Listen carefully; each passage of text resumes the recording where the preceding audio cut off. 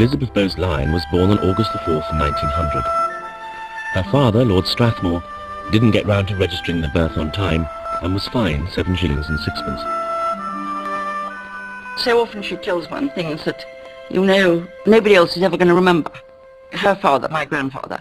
I mean, in his day in London, no gentleman could possibly be seen carrying a parcel. That was absolutely not done. You had to have somebody else carry your parcel.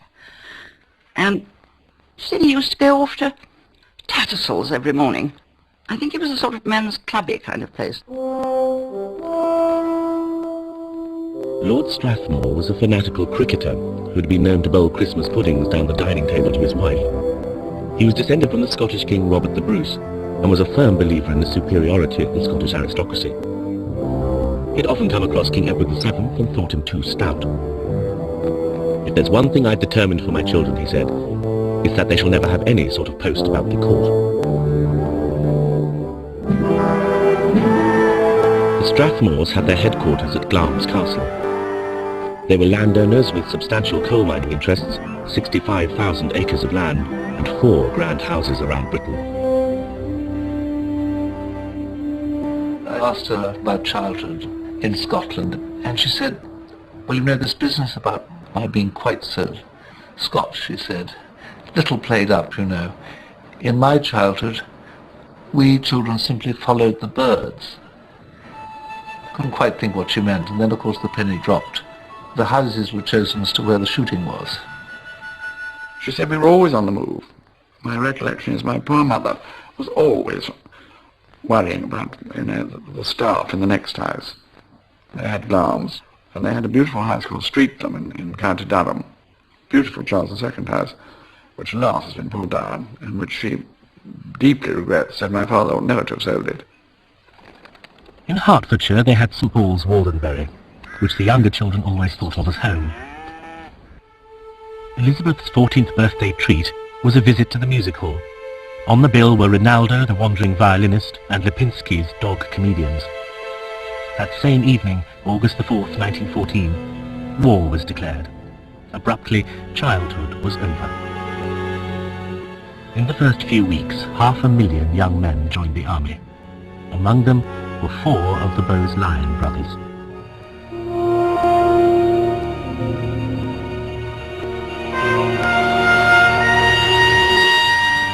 Within days, the Strathmores had converted Glamis Castle into a convalescent home for wounded soldiers. When the war started, she was sent up here and completed her education with a governess here, but helped to look after all the soldiers and did a tremendous amount. And in fact, I think towards the end of the war, her mother wasn't well, I think she pretty well ran the whole of Glamis. But being secluded in Scotland was no protection from the horror of war. Michael Bowes-Lyon was reported missing, Patrick was severely shell-shocked, Fergus snatched a few hours' leave to see his new baby daughter, and 3 days later was killed at the Battle of Loos. On Armistice Day, Queen Mary wrote in her diary, "Dull first, rain in the afternoon, the greatest day in the world's history, a day full of emotion and thankfulness, tinged with regret at the many lives who have fallen in this ghastly war." My great-grandmother wrote every week to her daughter, "Elizabeth Lyon is out now, and Cecilia has had a dance for her. How many hearts Elizabeth will break." Of course, it was a very chaperoned life in those days. And I remember her saying once that she'd managed to sneak down the stairs and out of the door before everybody realized in order to go and have lunch with somebody who she liked at the time. I imagine a gentleman. And it was a very exciting adventure to get out of the house without anybody knowing and having a sort of secret lunchtime rendezvous. The boys buzzed around Elizabeth and her gang of girlfriends, the Mad Hatters. The one she liked best was James Stewart. He was a debonair war hero, but he had a reputation as a philanderer. I think everybody wanted to marry her. I mean, she's quite discreet but funny about it. She's got a charming face, of course. Even in repose, she's got a sort of round face. Even in repose, she's sort of half got a smile on her face. But it's a face that can look sad with beauty and happy with beauty, and it's wonderful. The Queen has got a square face, which means that the Queen can look cross sometimes if she's... But Queen Elizabeth never looks cross because she's got a round face. At least that's my theory. One of her most determined suitors was James Stuart's boss, the Duke of York, King George V's second son. Prince Albert, known to his family as Bertie, became a regular visitor to St Paul's Waldenbury. He came quite a lot. He came shooting. My dad used to say, oh, that's the Duke of York, and there's Lady Elizabeth. And we thought, oh, goody, you know. It was like romance to me, you see, because he was a royal prince, good-looking, dressed in grey, mostly. A young man called Prince Albert. For him, life was a constant round of public duties faithfully performed. As second son, Prince Albert might have passed his time pleasantly in the sports and luxuries of the well-to-do, but that was not his way. Both their families thought Elizabeth would be a suitable match for Bertie, but the first time he proposed, through an intermediary, she turned him down. So the mothers conspired to clear the way for Bertie by dispatching James to the oil fields of Oklahoma. I think she took some time to make up her mind. If somebody does have a lot of admirers, you have to eventually make up your mind who you like best. She realized the implications, not what happened in the future, but how it would change her life up to a point. It was a Sunday. They didn't turn up to church. They went for this walk. We think that he proposed to her there. He was such a lovely person, and she was so lovely, and they seemed so happy. They seemed meant for each other. That's what I think, you see.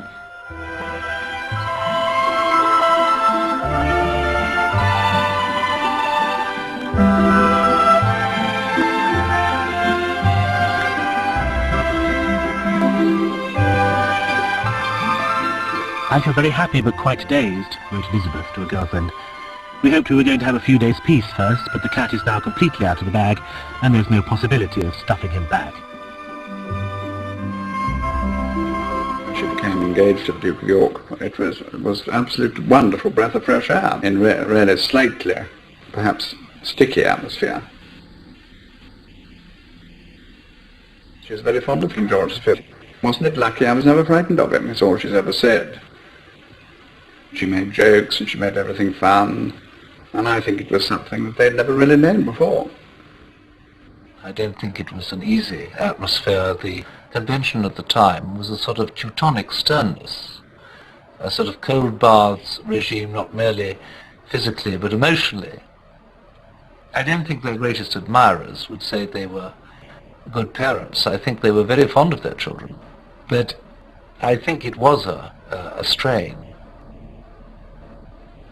We were brought up very strictly. My father was a great disciplinarian, and in those days, as opposed to today, there was an old adage which said, children are to be seen and not heard. I don't believe that applies today.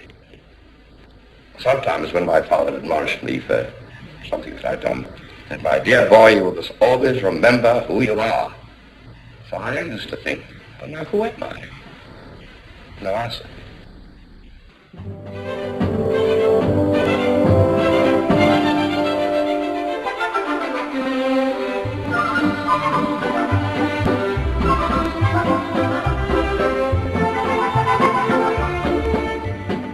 The newly formed BBC was refused permission to broadcast the service on the wireless on the grounds that it might be listened to by men in pubs wearing hats.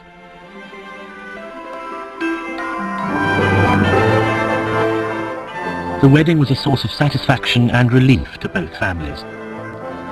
This is the one girl who could make Bertie happy, said Queen Mary.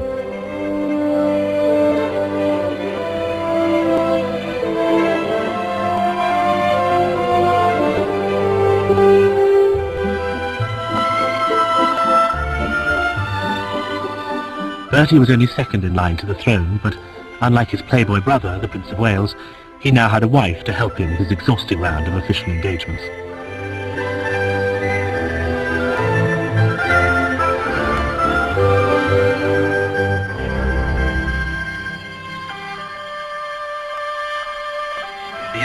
marriage were full of public service of the Duke and Duchess, on whom began to fall a portion of those engagements which were the lot of royalty.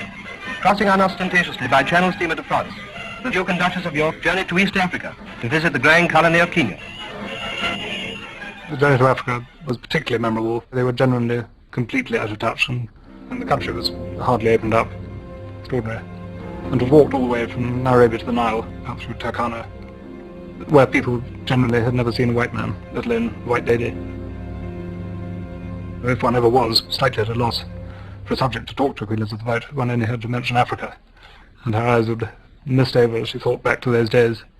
I've quite often been at Royal Lodge when she's shown some guest who was interested in Africa her old photograph book, which has got a lot of photographs. And I mean, she'll remember everything. She'll remember the name of the bearers, the man who carried the gun, the name of the man who brought her early morning tea. And she'll even remember that I had some Kenyan friends who went round there once, and she showed them photographs. She even remembered how to ask for early morning tea in Swahili. They walked everywhere. And she shot quite a lot of, yes, that's nowadays of the climate. We don't talk about shooting animals. But I mean, it was tough. They got up really early and walked for 5 or 6 hours, you know, chasing a buck or something, you know. So I think the whole thing was wonderful, strange, exciting, and obviously, you know, newly married, it was sort of like a great adventure. And I think it stuck in her mind more than any other trip she's ever done. My darling Mamma, wrote Elizabeth to Queen Mary, we've had the most wonderful time, and we've both enjoyed it so much that words fail me to describe our happiness. Of course, mentally, we've had a wonderful rest. One never worries about anything, and only lives for the moment, which is quite impossible in England. I feel it must be good for one, and certainly Bertie has become much calmer and not half so nervy. They were away for 4.5 months. In the newsreels, their return home took second billing to the cricket team that hadn't won the Ashes.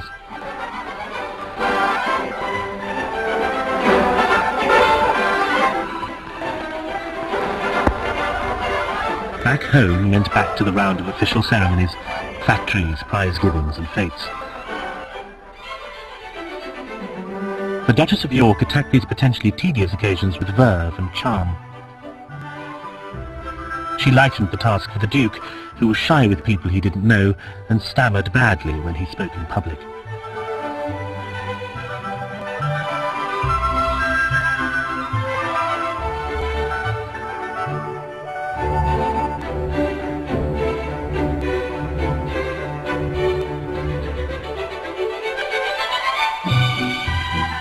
I remember thinking at the time, wrote Thelma, Lady Furness, one of the Prince of Wales's married lady friends, that if I ever had to live in a bungalow in a small town, this is the woman I would most like to have as a next-door neighbour to gossip with while hanging out the washing in our backyards.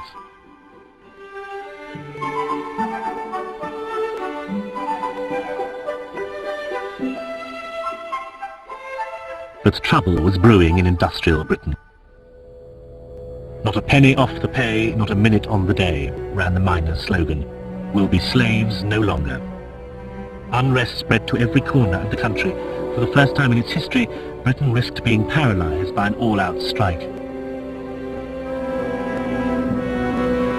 The strike began at midnight on the 3rd of May, 1926.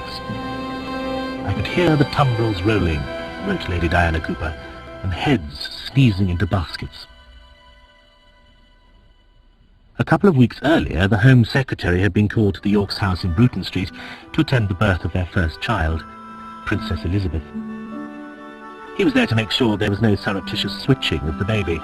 This had been the custom ever since the days of James II and the warming pan plot. We always wanted a child to make our happiness complete, wrote the Duke to his mother. I do hope you and Papa are as delighted as we are. Or would you have soon had another grandson? I know Elizabeth wanted a daughter. But the Yorks' domestic idyll was under threat from within the family. The Prince of Wales, the heir to the throne, was alarming the establishment with his open concern about unemployment and poverty, about the misery and squalor that troubled so many of his future subjects. I really saw some terrible things when you looked there. And you didn't have, as it were, You didn't have political conceptions about how the country should I had be lots run. of political conceptions, but I kept them to myself, because that is the tradition of the royal family. In January 1927, the Duke and Duchess of York were sent on their first Imperial mission, a tour of New Zealand and Australia. It meant leaving little Princess Elizabeth behind. The Duchess wrote to her mother-in-law, "The baby was so sweet playing with the buttons on Bertie's uniform that it quite broke me up."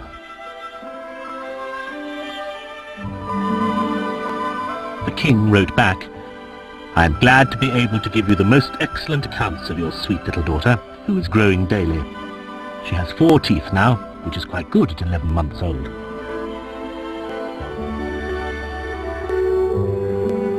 The Duchess, wrote the Governor of South Australia, has had a tremendous ovation and leaves us with the responsibility of having an entire continent in love with her. The visit has done untold good. It's put back the clock of disunion and disloyalty 25 years. A well-known communist agitator was heard to say, "Why, they're human. Yesterday I was in the crowd with the wife and I'm blessed if the Duchess didn't smile right into my face. I've done with this damned communism." She's an extraordinary person. Everybody who's come in contact with her falls under the spell, in my view, and I've now known her for nearly 60 years. She's never changed. I think she should marry the head gamekeeper. She'd have run everything.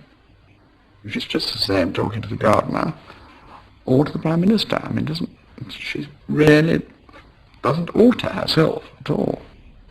They'd been away for nearly 6 months. In their luggage were 2 tons of toys for the baby princess, presents from the people of Australia and New Zealand.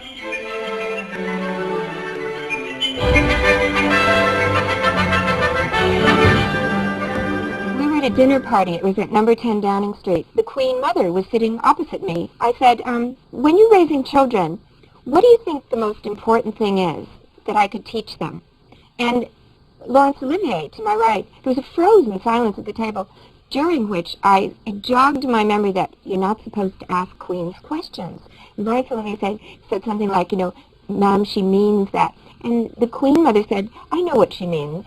I want to think for a moment." It's very decent of her, And then she said, beautifully, her face lit up, and she said, "I think it's manners."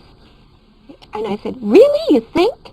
And she said, "Yes, I think manners will get you through anything."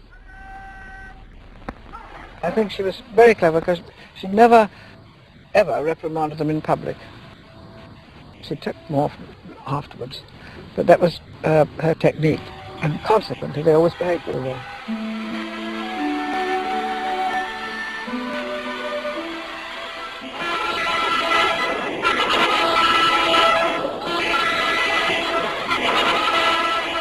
In 1935, King George V celebrated his Silver Jubilee.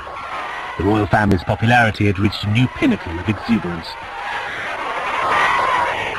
Has the Queen ever looked so beautiful? Certainly, I have never seen such a handsome figure of majesty as Queen Mary presents today. We watched and waited, and when the King and Queen passed, were our hearts too full for words? The example of the Royal House of Windsor must exercise a glorious influence upon the destiny of generations yet to come. But the glorious ceremonial disguised the problems that were fermenting. The king was seriously ill, and the man who would succeed him was not playing the game by royal rules. The Prince of Wales had started to consort with an ambitious American woman, Wallis Simpson. Here's a rare Pathé News picture of Edward and Wally leaning from their box, second from right. We repeat the picture so you can see Edward step back to give Wally a better view of the race. Mrs. Simpson had been married twice, but divorced only once.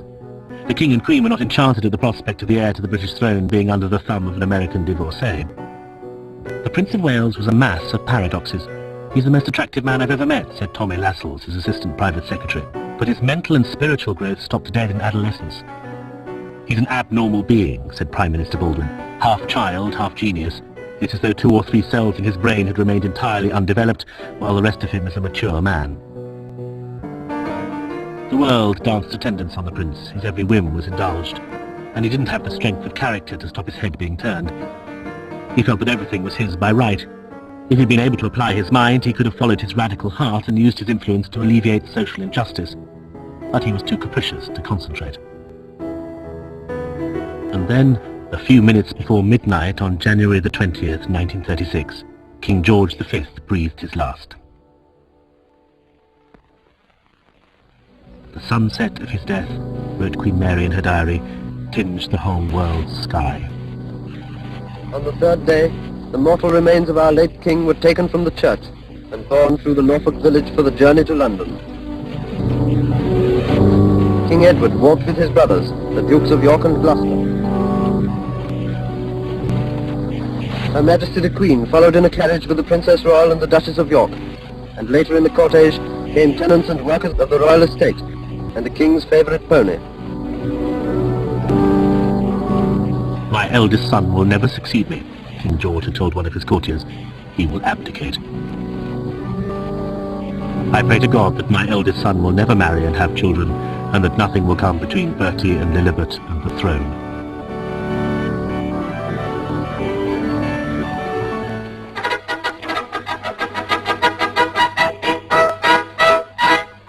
Edward, Albert, Christian, George, Andrew, Patrick, David.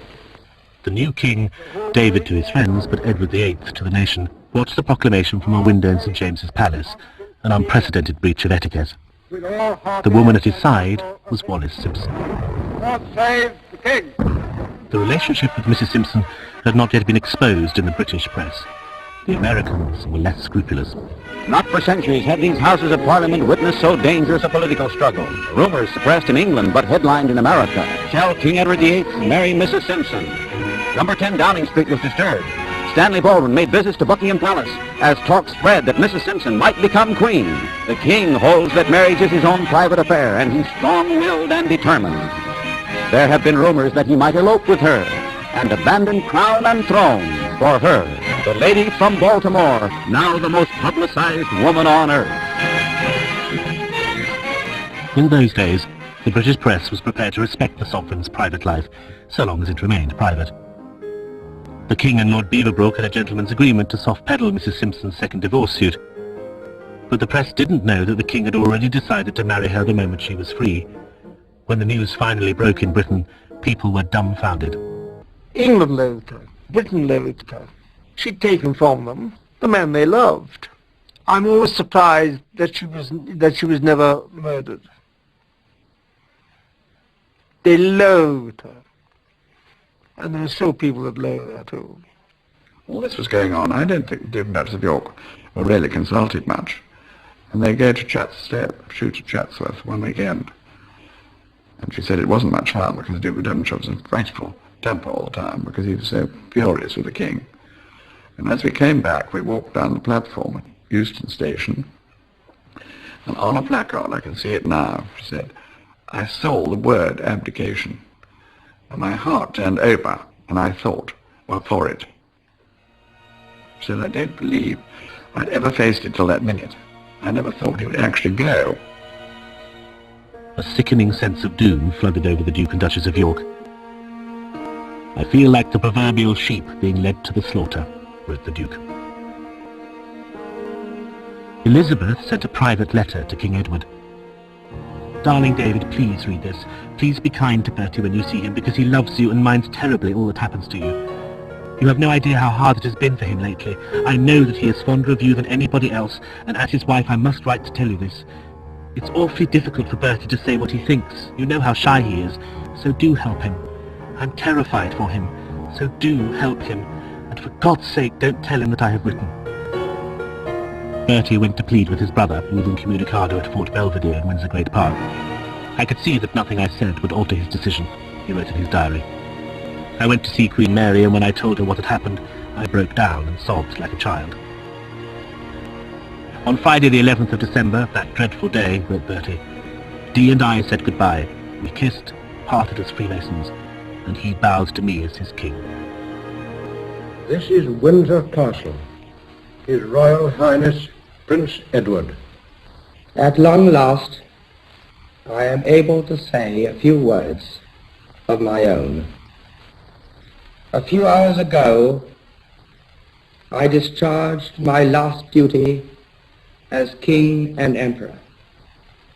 I have found it impossible to carry the heavy burden of responsibility and to discharge my duties as King as I would wish to do, without the help and support of the woman I love.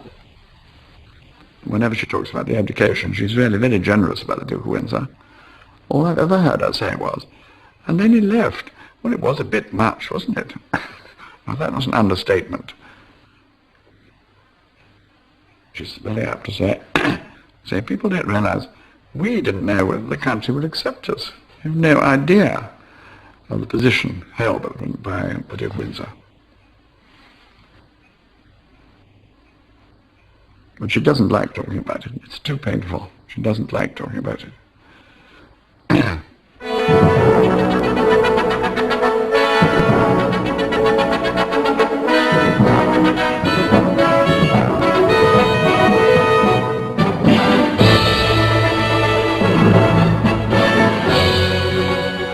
The supreme moment came, wrote the king in his diary, when the archbishop placed the crown on my head. It weighs 7 pounds, and I'd taken every precaution to see that it was put on the right way round, but the dean and the archbishop had been juggling with it so much that I never did know whether it was right or not.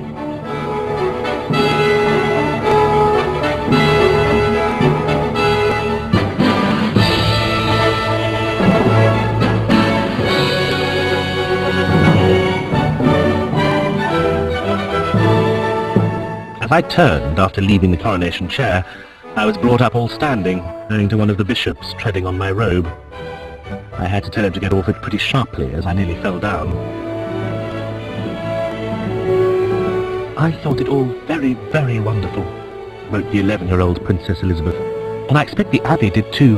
The arches and beams at the top were covered with a sort of haze of wonder as Papa was crowned. At least I thought so.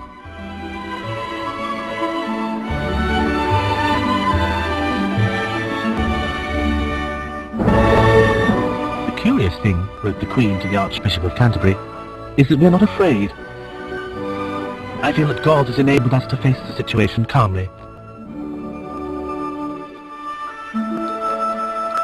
What struck me as being rather odd, wrote Princess Elizabeth, was that Granny did not remember much of her own coronation. I should have thought that it would have stayed in her mind forever.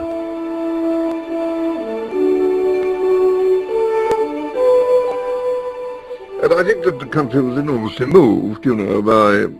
I mean, this is what the royal family does. It's archetypal, and it stands for this, that, and the other. And every now and then you get somebody like the poor old Duke of Windsor who lets it down in a way, but you've got to have him too, because he's part of reality. You know, you've got to have the naughty fairy as well as the good ones. Far, far away in the Château de Condé, the Duke and Duchess of Windsor listened to the broadcast of the service. The words rolled over me like an engulfing wave, wrote the Duchess. All the while, the mental image of what might have been and should have been kept forming, disintegrating, and reforming in my mind.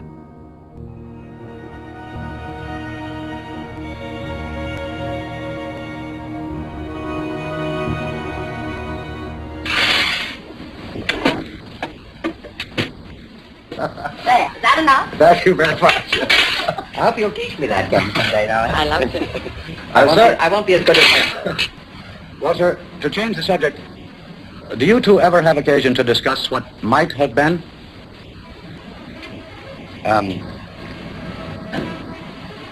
Mr. Murray, I think you must be referring to the events of 1900, the crucial events in my life, in our lives, of 1936, and are wondering whether they have ever preoccupied our minds since that time. Well, now the answer is most emphatically no. In the 20 years, close on 20 years since we married, there have been rewarding years, years of great happiness, years of no regrets, and years when we have preferred to look to the future rather than over our shoulders into the past. But David, don't you remember we always said we would never talk about what might have been? In fact, I think we arranged that pact on our honeymoon. Yes, we did, and it's a pact and a vow that we've never broken. What we all have to remember about darling Queen Elizabeth is that she never wanted to be Queen. She was very, very happy as she was, with her 2 lovely young children and her husband, of whom she was very fond, but of whom she felt that he oughtn't to be subjected to too heavy pressures. But being a woman of enormous courage and with a stick of steel down the middle of her, you know, she's a strong woman.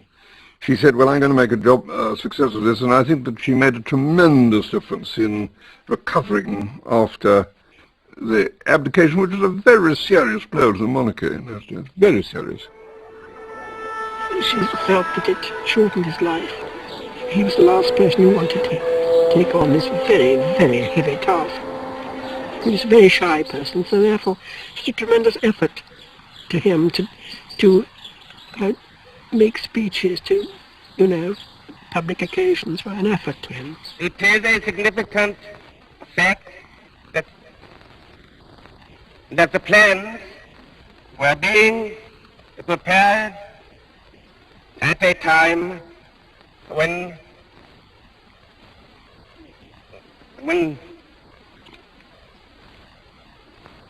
this country was still under the cloud of a long industrial depression. She was absolutely devoted to him, there's no doubt. And it doesn't at all like it being said that she carried the cow. I mean, that she really spoke for both of them. No, she says people don't understand. He was a very strong character, and that's how she would like it remembered, I'm sure. If she got worried or fussed about anything, she would always manage to turn it into a joke or something. You know, if he got cross, which a lot of people do get cross at times, she would always, in a clever way, turn the whole thing round that it became a joke. One day the king, as he sometimes did, flew into a rage. The queen took his pulse between her fingers, her thumb and her fingers. She held his arm up a little bit like a nurse in a hospital. And she looked a little bit at the ceiling and she said, tick, tick, tick, tick, tick, your pulse is going very, very fast. And of course the king burst into laughter, and that was the end of the scene. As 1937 unrolls its course, the peoples of the empire join together in defense of freedom. All eyes and thoughts are turned towards this son of the House of Windsor.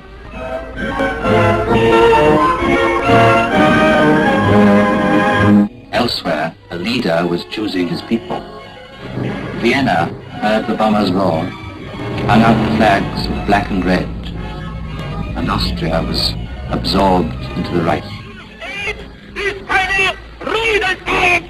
When he spoke, it was of Lebensraum, and wrongs now put right, but his was a hunger never appeased.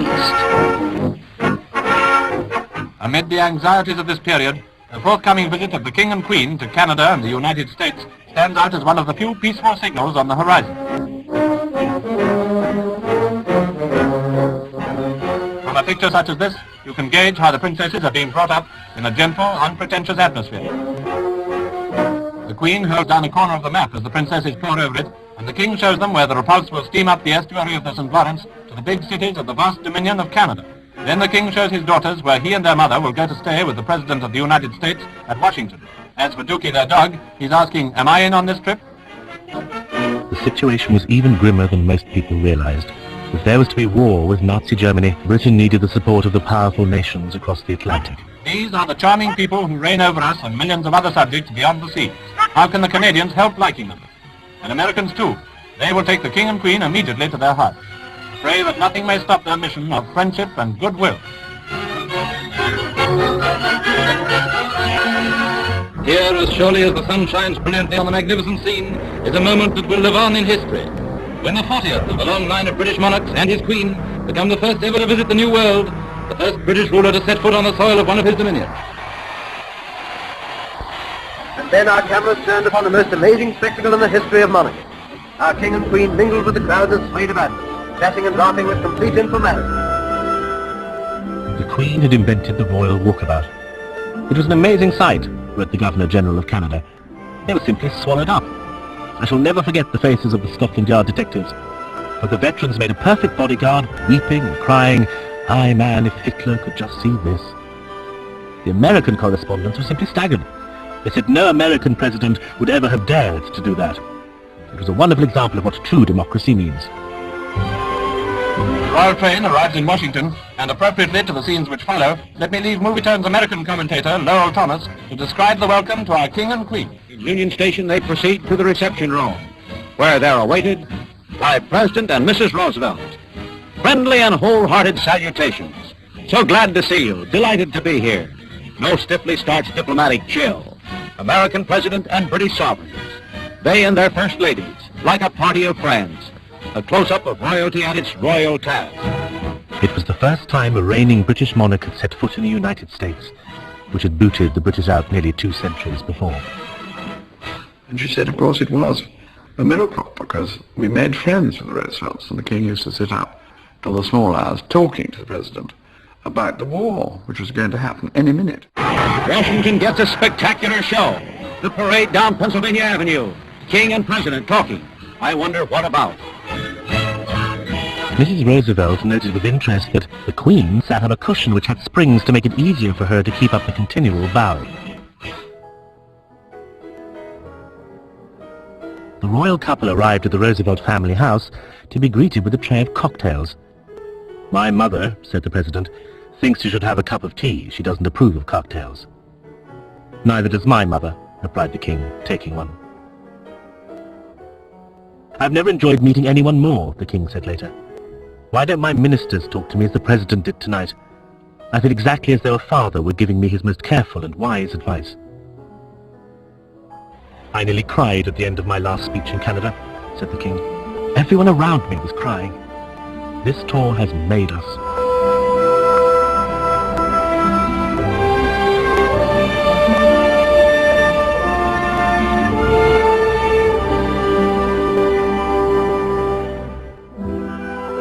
A mighty crowd clamors for the final greeting of the men and women who have come to represent all our faith and ideals, of liberty, of peace, of toleration and freedom, for all the millions of their subjects throughout the world, and all of us today who are saying, welcome home.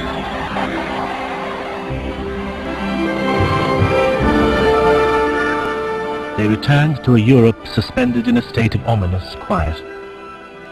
War seemed inevitable, a boil waiting to burst. Every summer, the King sponsored a boys' camp. The idea was to help create a civilized society by breaking down class barriers. In August 1939, 100 public schoolboys spent a week with 100 factory apprentices at Abergeldy Castle near Balmoral. So lovely to be near royalty, so near, and with them, and seeing part of the whole situation, the life of the whole situation, you know.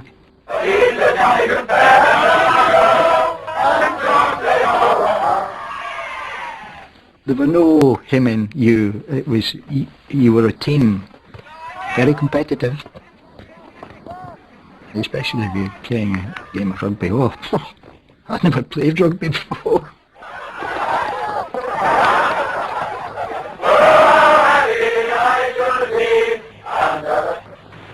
She would ask you as many questions as you asked her. Why, what, and wherefore. But very interested in you personally, as if you thought you were the most important person in that whole camp.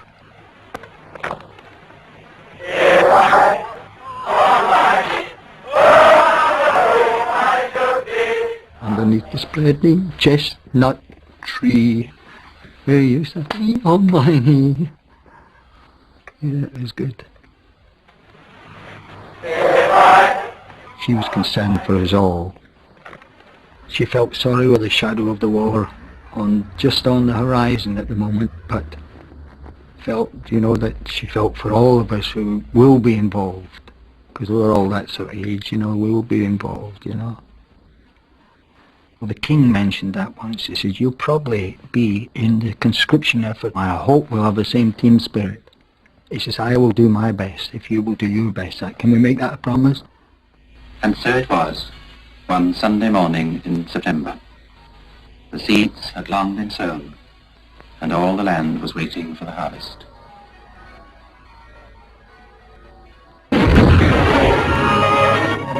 Responsibility lies on the shoulders of one man. By his latest act of naked aggression, Hitler has committed a crime not only against Poland, but against the whole human race, against the mothers and children leaving the cities of Britain under the great evacuation scheme with a smoothness and speed that avoids a single accident or delay. Terrible is the responsibility of the leader of the German Nazis for a catastrophe that will cause untold suffering and may set back civilization perhaps for centuries. Her Majesty goes down to the country to see how London's evacuated children are getting along. She finds them healthy, happy, and above all, extremely busy. In the village hall, the Queen sees other children at play, and one little lady has many questions to ask the royal visitor on the best ways of stringing beads. And the Queen finds another little girl bathing... Oh, excuse me, about those beads.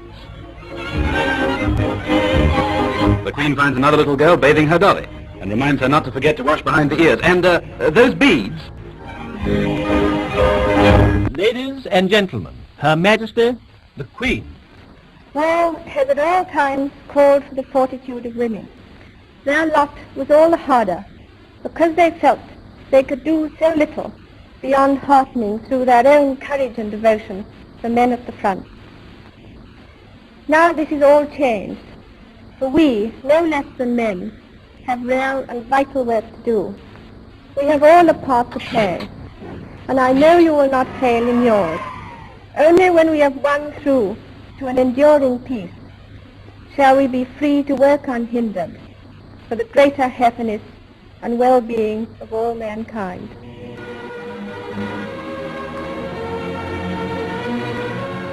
She was wonderful in the war. I can remember quite often being with them, you know, and once having to go down to the air raid shelter in the bowels of Windsor Castle. And there was a particularly bad raid. And all the people were trying to make Queen Elizabeth hurry up to get there, upon which she walked slower and slower and slower, just to show them that she wasn't going to be frightened into hurrying to the air raid shelter. The world's greatest city writes in fame an epic of courage that stirs the hearts of free men everywhere. Dawn and devastation in a Britain on the sea. Life becomes a nightmare in which 50,000 are killed or injured in the first 5 months. 4/5 of the first casualties were in London, most of them in the working class areas around the docks. The East Enders were bitter to be carrying the brunt of the bombing. There was relief in the Ministry of Information when the Germans, as Harold Nicholson put it, smashed about Bond Street and Park Lane and readjusted the balance.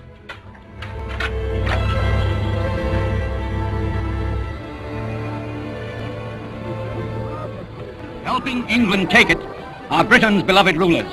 They visit every stricken area. Loyalty and covenant stand united, unflinching. What to wear while visiting the bombed areas was a knotty problem. The Queen wanted to dress smartly. "Of course I do," she said. "If the poor people came to see me, they would put on their best clothes." Black would feel defeatist, and her usual rainbow colours were not appropriate, so Norman Hartnell dressed her in dusty lilac, dusty blue and dusty pink, shades that conveyed sympathy and encouragement, and had the advantage of not showing the dust.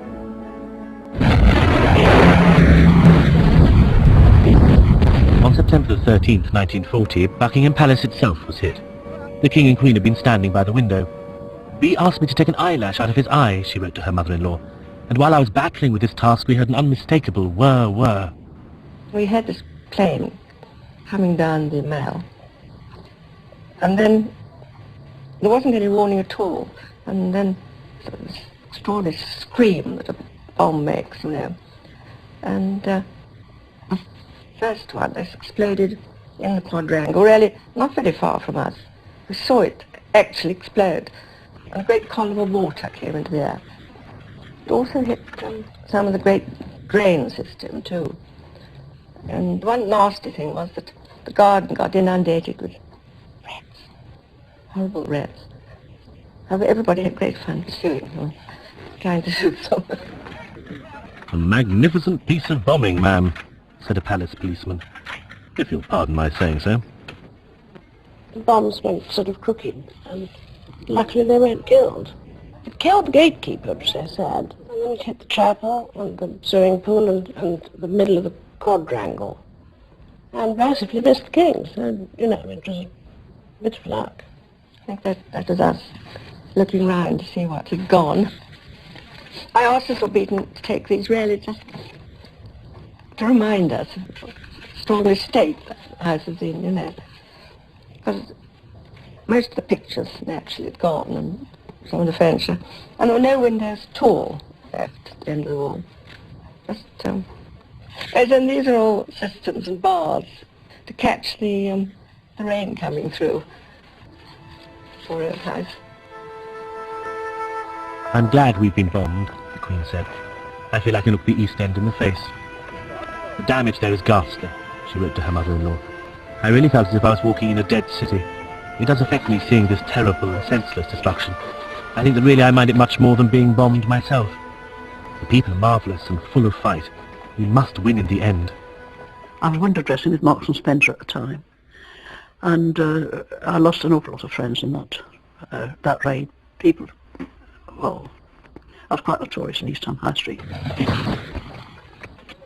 I went out to have a look at my window, and as I looked down the road, I could see a crowd. I thought, well, I don't see what it is, so I gets up there, and just as we did, they brought a person out, a friend of mine out, a body out. And of course that started me weeping. And someone said to me, isn't it terrible? I said, terrible's not the word for it. And I'm, rattling on about them, and I said, no, I'm just expecting my first baby. It was just the beginning of my pregnancy. I said, it makes you wonder whether it's worth bringing it in to this world. And I said, I've lost so many friends, I was crying so much, I didn't see who it was. All of a sudden I heard someone say, Your Majesty. And I looked, I said, I didn't realise I was speaking to you, Your Majesty. She said, that's all right, my dear, she said. And she put her arm around my shoulder. I was speaking to her as if she was just an ordinary person, but she is really. She said, we've had a very, very sad but very friendly conversation. She says, now pull yourself together. She says, you don't want to lose that baby. Two officers may possibly have lightened the meals a little bit at lunch.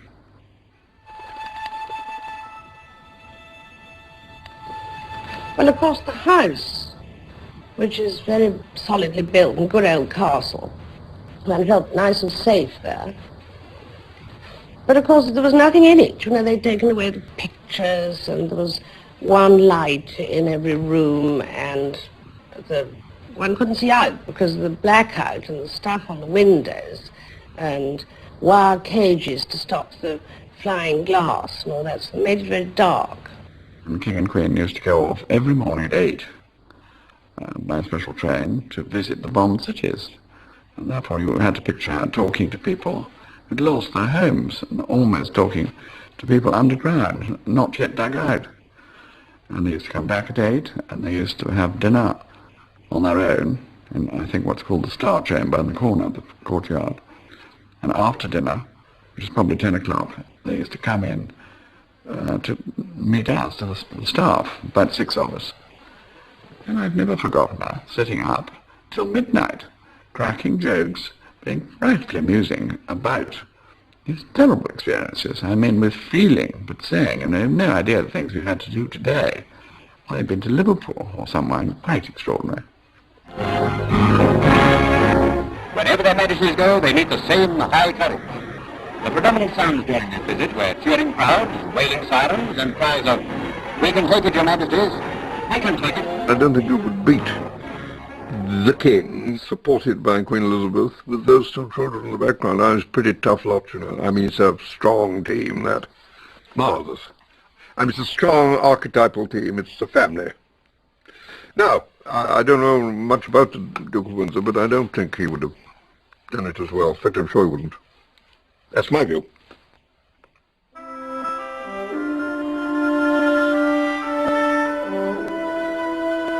One sensed far more the setting of ordinary family life in this generation than the last, wrote Queen Mary's lady-in-waiting, Lady Airlie, after a visit to Sandringham.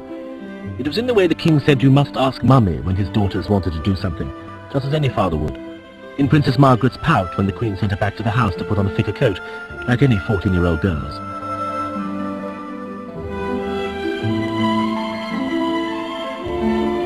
The king is a devoted father.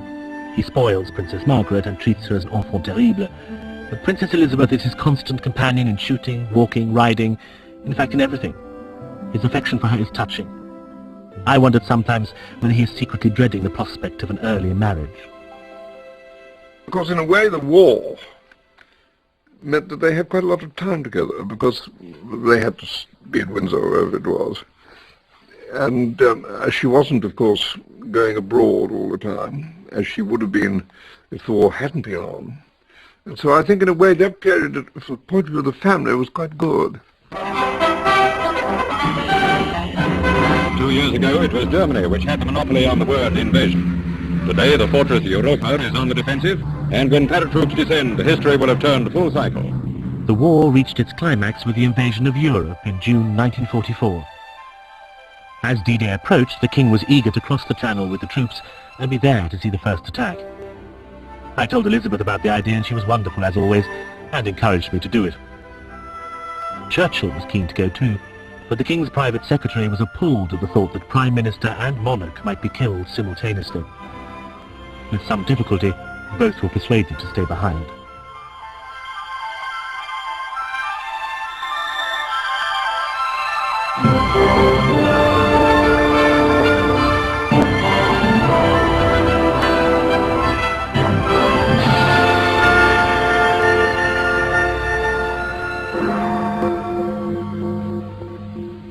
Hostilities will end officially at 1 minute after midnight tonight, Tuesday, the 8th of May.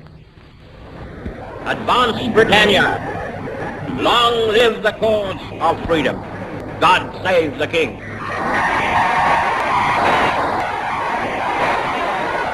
Thousands upon thousands went to the palace, for this is the way we have in Great Britain. The family and the head of the family rejoice together.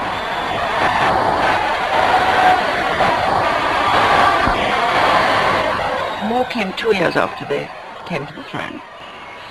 And I think it was the sort of, not the highlight, I don't mean that, but it was such a traumatic thing to happen so early in their reign that I think it's something that she's lived with somehow ever since, in a way. You know, it was, I suppose, the most sort of telling moment of their lives. Once, when the king and queen were visiting the East End during the height of the Blitz, a man shouted out, "Thank God for a good king." "Thank God for a good people," replied the king, deeply touched. Those 6 years had strengthened the bond between monarchy and country. But the cost to the king's health was evident. He described himself as burned out. Queen Elizabeth had coped magnificently with war. Now she was going to need all her strength to cope with peace. The Queen and I know the ordeals which you have endured throughout the Commonwealth and Empire. We are proud to have shared some of the music.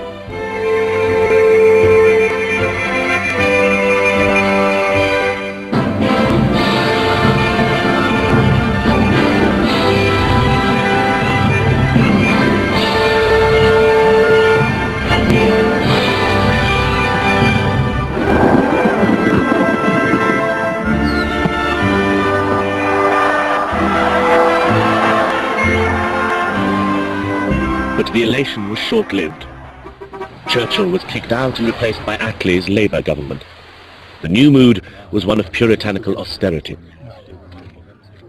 "One fears that this winter is going to be difficult," wrote Queen Elizabeth to a friend. "Little fuel, no more clothes, monotonous and sparse food, and no bombing to liven us up. But people are not being killed, and that's the main thing." Icy winds, heavy frost, and quite a bit of snow. That's what it's been like in Britain lately, as you've probably noticed.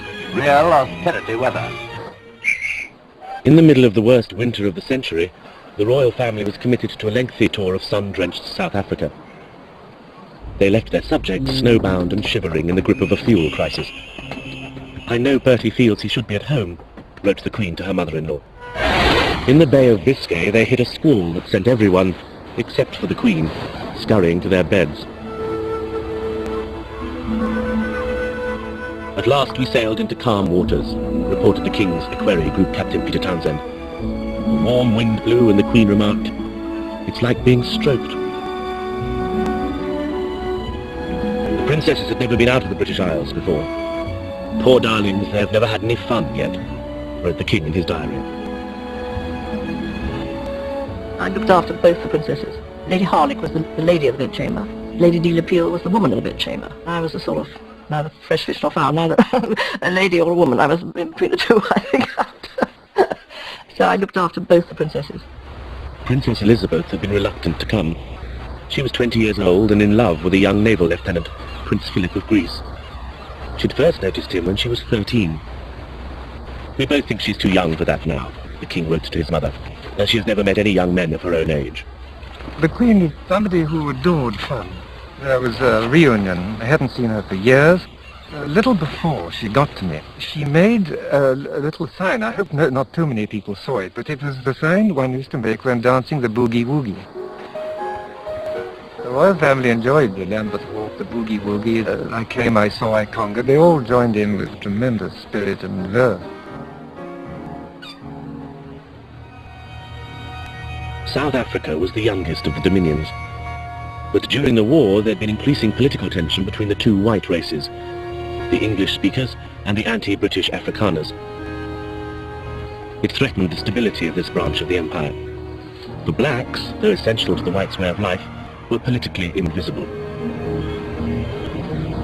The royal family were there to help heal the divisions with a feast of loyalty.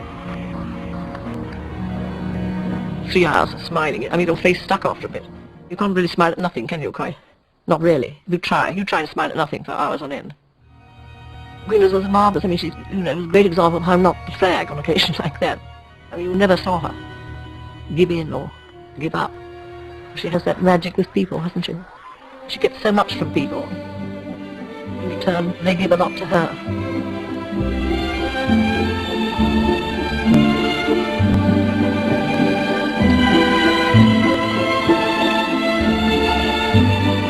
A police officer, wrote Peter Townsend, was heard explaining to a group of pickaninnies, "That is Mr. King, and next to him is Mrs. King, then just behind Princess Elizabeth King and Princess Margaret King." But the king was tugged by his sense of duty. He kept saying, reported the journalist James Cameron, that he should be at home and not lolling about in the summer sun. The white train winds its graceful way through scrub and dry hill country to Zululand. Each coach was air-conditioned and had its own automatic telephone system.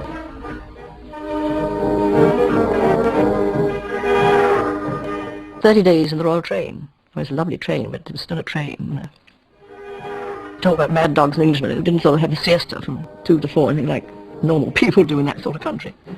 Even if you were in the middle of your dinner and you came into some village and there were these poor people who had been standing on this by the railway line for 2 or 3 days, and you got out to talk to them on the line. So that went on up till 11 o'clock or even later sometimes. So you couldn't, what I call, get into your dressing gown and go to bed. It was a very, very exhausting tour. It was more strained perhaps for him than for her. I think it did affect his health. I think they always said that it really started all his troubles, really. The tension of it, always. It was a really great day for Barotseland when the King and Queen were visiting the Protectorate. Resplendent in his super uniform, the chief had previously been paddled 300 miles downstream for this great affair. The leader of the paddlers in the canoe certainly knows his job. The king and queen were surprised and disturbed by the hostilities they found bubbling below the surface of the celebrations. I remember one occasion we were in the royal train and there's a long tablecloth with the crest and the motto Ex Unitate Vires. And the king smashed it. There was not much unitate about this place. In Rhodesia, the king and queen took time off to pay homage at the grave of its founder, Cecil Rhodes. She was proud of the fact that we were an empire. She was proud of what we did in the empire. She does not like the denigrating of people like Rhodes. She feels that we did a good job and it was pity that it had to come to an end for the reasons why it had to come to an end. Superficially it was successful. There was always a vague hope that it would do something to improve the basic politics of South Africa. But of course it didn't work that way. A year later, the Afrikaner Nationalist Party took over the country and established apartheid, the enforced segregation of the white and the black races. The South African tour, which had started as a holiday, left them all exhausted, ground down by the relentless round of engagements. At the end of one grueling day, the king had shouted, "Off parade at last!" He threw his hat in the air, and the queen kicked it into the dining room. They were glad to be going home. They had been away 4 months. The enforced absence had confirmed Princess Elizabeth's resolve to marry her naval lieutenant. Yes? We keep wondering whether Philip realizes what he's in for, the King was heard to say at a cocktail party that autumn.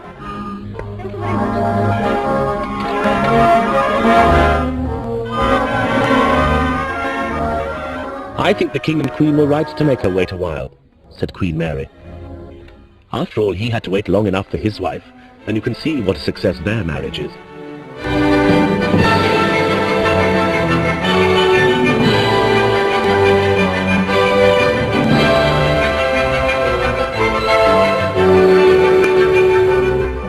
When I handed your hand to the Archbishop, wrote the King to his daughter, I felt that I had lost something very precious. I have watched you grow up all these years with pride under the skillful direction of Mummy, who, as you know, is the most marvellous person in the world in my eyes. Your leaving us has left a great blank in our lives, but do remember that your old home is still yours, and do come back to it as much and as often as possible. Don't forget us is the wish of your ever-loving and devoted Papa.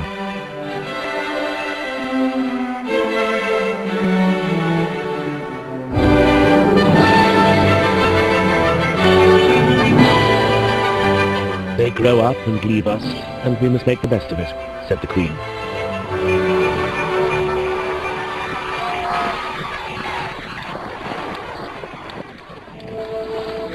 But the King was not well. He'd lost 17 pounds during the exhausting South African tour. For some time he'd had cramp in both legs. Now his left foot had become numb. The pain kept him awake at night. He used to go out shooting and so on, and come back and you'd see him hitting his leg to try and restore the circulation. The King and his brother, Duke Gloucester, were both heavy smokers. It was the primary cause, according to his surgeon. He then had trouble with the lung, and he had to have an operation for the removal of the lung. That was really much more serious. That was done by a very well-known thoracic surgeon, and the extraordinary thing was he was an absolute compulsive smoker. Here he was, cutting people's lungs out because they were full of tobacco and smoking himself like extraordinary. He was such a delightful and charming person, and she realised that he was, he was becoming frail. It was always concealed as much as possible, and as little as possible was made of it. And he was very brave about his difficulties. To London Airport come the King and Queen to speed their daughter and her husband on the first stage of their 30,000-mile journey to Australia and New Zealand. Princess Elizabeth and the Duke are taking the place of their Majesties, who were to have made the tour. It is good to see His Majesty looking so well.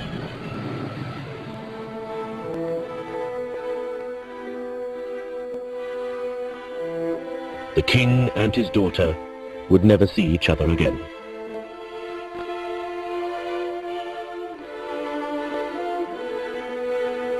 The King's health was deteriorating faster than anyone suspected.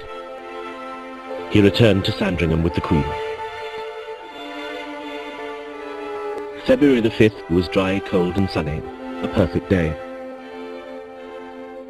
King George went out shooting hares, while the Queen and Princess Margaret took a boat trip on the Norfolk Broads and visited their friend, the artist Edward Seago. I got back to Sandringham rather late, wrote Queen Elizabeth to him a fortnight later, and as I always did, rushed straight to the King's room. I found him so well, so gay, and so interested in our lovely cruise on the river.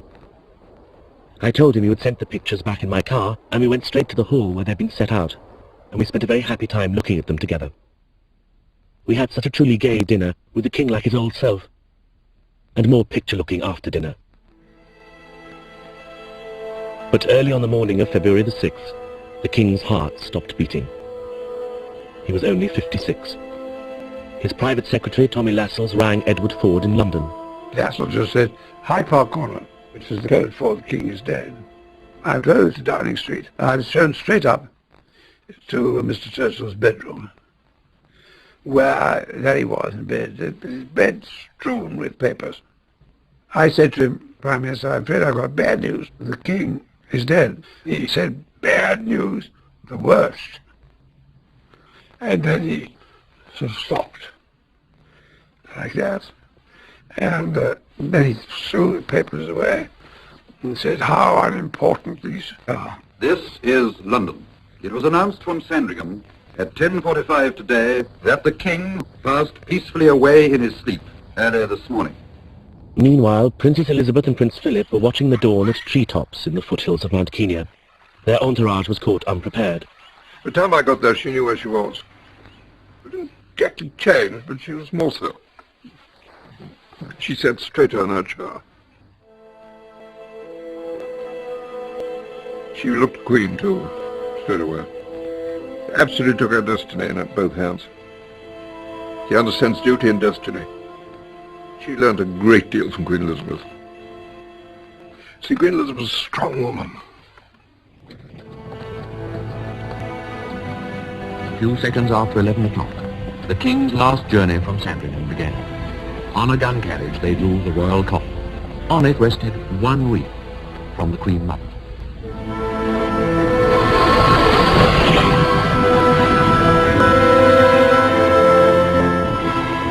He was so young to die, wrote Queen Elizabeth to a friend. He was so kind, too, and had a sort of natural nobility of thought and life, which sometimes made me ashamed of my narrower and more feminine point of view.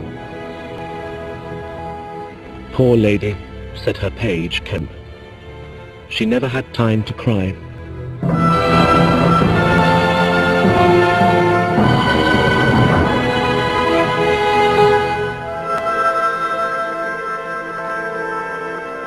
For 3 days the King's body lay in state in Westminster Hall.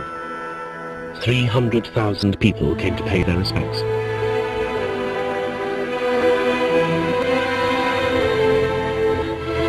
The King was laid to rest in St. George's Chapel at Windsor. Beside his tomb are inscribed the words he'd quoted in his first Christmas broadcast of the war. I said to the man who stood at the gate of the year, give me a light that I may tread safely into the unknown. And he replied, go out into the darkness and put your hand into the hand of God. That shall be to you better than light and safer than a known way.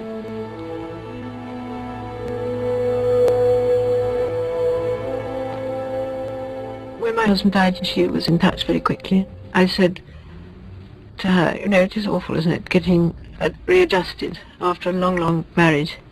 And she said, oh yes, it is, very hard.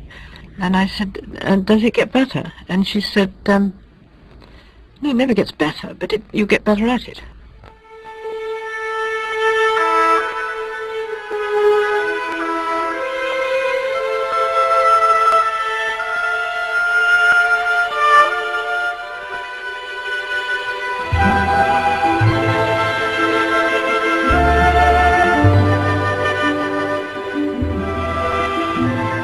She didn't see people for a long, long time. She wouldn't see anybody. And she died in February, and about, I think, sort of July, August time, or late in the summer. When she was up in Scotland, somebody rang me from Balmoral and said that Winston Churchill was there and wanted to know how she was. And he knew she wasn't seeing anybody. And I said, don't ask. Tell him to come over, just to come over. And so he came without asking if he should, you know, if she'd see him. And she saw him. And from then on, she started to see people again.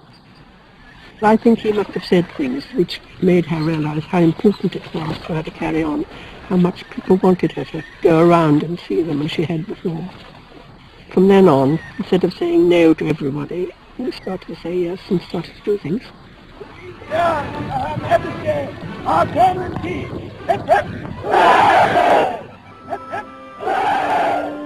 Later that summer, the poet Edith Sitwell received a letter from Queen Elizabeth. I started to read the anthology you sent me, sitting by the river, and it was a day when one felt engulfed by great black clouds of unhappiness and misery, and I found a sort of peace stealing round my heart as I read such lovely poems and heavenly words. I found a hope in George Herbert's poem. Who would have thought my shriveled heart could have recovered greenness? It was gone quite underground. And I thought how small and selfish is sorrow. But it bangs one about until one is senseless. And I can never thank you enough for giving me such a delicious book wherein I found so much beauty and hope.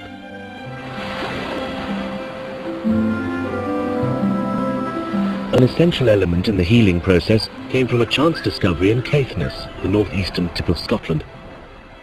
I was driving along and we looked down, we saw this old castle.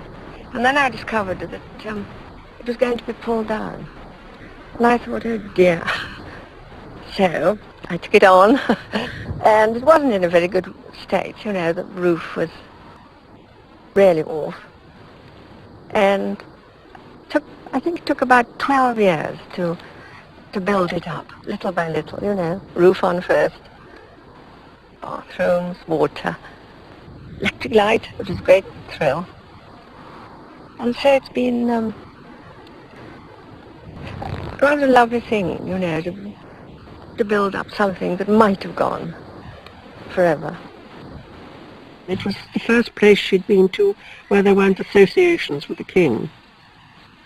And she got a little sort of relaxation and peace from it. From that moment, the Queen Mother divided her time between 4 residences. 3 of them belonged to the Crown. Clarence House, next door to Buckingham Palace, Royal Lodge in Windsor Great Park, and Burke Hall on the Balmoral estate. The Castle of Mey is the only one that she herself owned. Going up to Scotland again in August, it's felt like school breaking up and the holidays begin. She heads north, works over, and it's moved up to holiday time. I don't really love it because it's very bleak and it's just acres of flat, damp heather with a few wind-blown trees. Not much tree life. Well, there are very few and far between, and what there are bent double with the gale from the North Pole. It's frightfully windy, of course. You see, it's right on. I mean, you can see the Orkneys from it, and the wind blows like the devil. And it rains, but it's lovely. I mean, keep that in August, it's all right. But it wouldn't be quite so jolly as I know, I don't think, in November. Not so jolly. Since the death of the King, the Queen Mother's life had gone through difficult changes. She was no longer privy to political decisions. She was forced to move out of Buckingham Palace. She was obliged to take a supporting role at her daughter's coronation. But she was determined to impress her sense of the sovereign's duty on the next generation. Work is your devoir, she was fond of telling her daughter. The rent you pay for life. The man who'd renounced his duty was not there to see his niece crowned. The Duke and Duchess of Windsor, despite their pleas, had not received an invitation. It was 14 years later, when a memorial to Queen Mary was unveiled in the Mall, that Wallis Windsor and the Queen Mother met for the first time since the Abdication.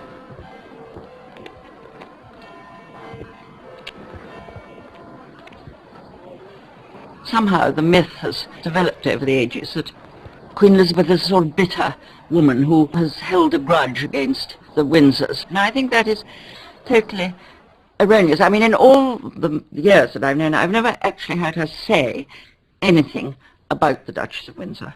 I've been with her for over 30 years, and she has never spoken about it to me, or about, I don't think she's ever mentioned Mrs. Simpson. To say that it's the one thing that's made her sort of bitter and twisted is simply not true. She's very fed up with that book's being written. She said I only met her twice. No, she had no occasion to realize what she was like. One of the events that took place whilst I was at Windsor was the death of the Duchess of Windsor. And there was a lot of speculation in the press about what Queen Elizabeth, the Queen Mother, would do and whether she would be there. She was wonderful, serene, calm, but she must have had her own private feelings.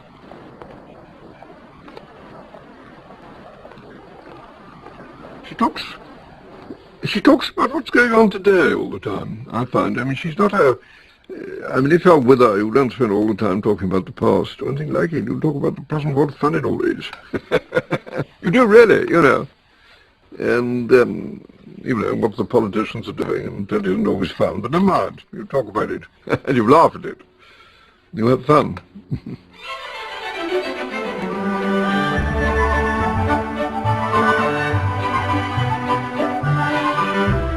Queen Elizabeth was only 51 when the king died, too young to retreat into self-effacing widowhood.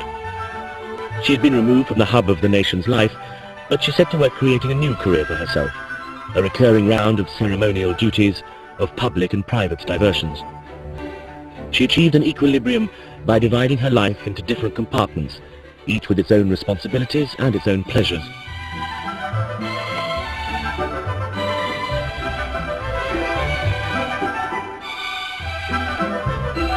She was even able to indulge in some things she'd never had time for as queen, such as private holidays abroad. One day my husband said to Queen Elizabeth, "Have you been to the Loire?" And she said, "I've always longed to go, but I've never been." And that was how it started. The next time we went, it was to Provence. And Queen Elizabeth took a very small house. I think it just had about 4 bedrooms. The little house belonged to Jean Sand, who was a chief decorator in Paris at the time, and whose taste was curious, to put it mildly. I tell you, his theme was frogs. Frogs. Which I particularly dislike. And they were everywhere. They were in the bathroom. They were certainly in the garden. On the fireplace. Everywhere. China frogs. We had a good laugh at that. Charlotte and I took her out to dinner, and I think she said it was only the second time that she'd been in a restaurant since she married. The French are really very jealous of us for having a royal family, as if she takes over as queen.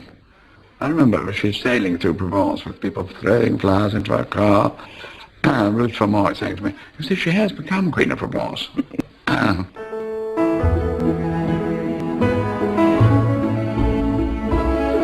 They were rather nervous when she arrives. I mean, there was a duke who wouldn't sit next to her, wasn't there? Yes, and one other person had a heart attack as a result.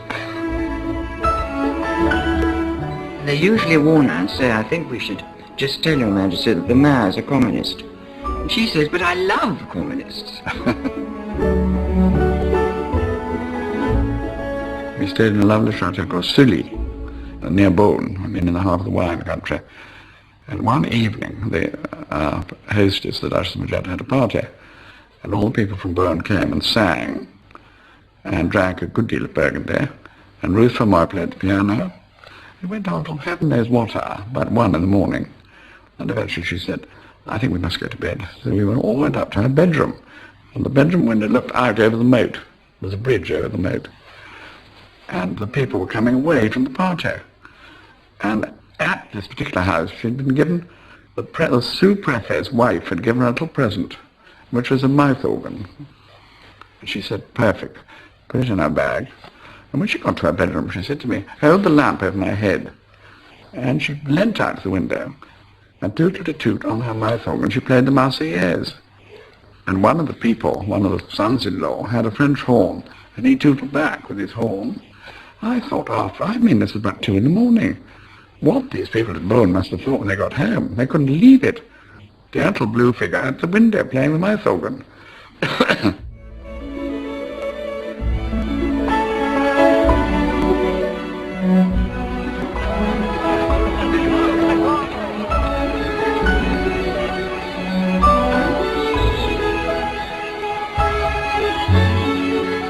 These holidays took the Queen Mother to France 17 times, to Italy 5 times, but other European countries have proved less enticing. They think in a way there's so much, I mean, I'm probably quite wrong about Germany, but I mean, I don't think there's anywhere quite as, probably as attractive as there would be in either France or Italy, you know. I don't think she feels a yen to go to Germany.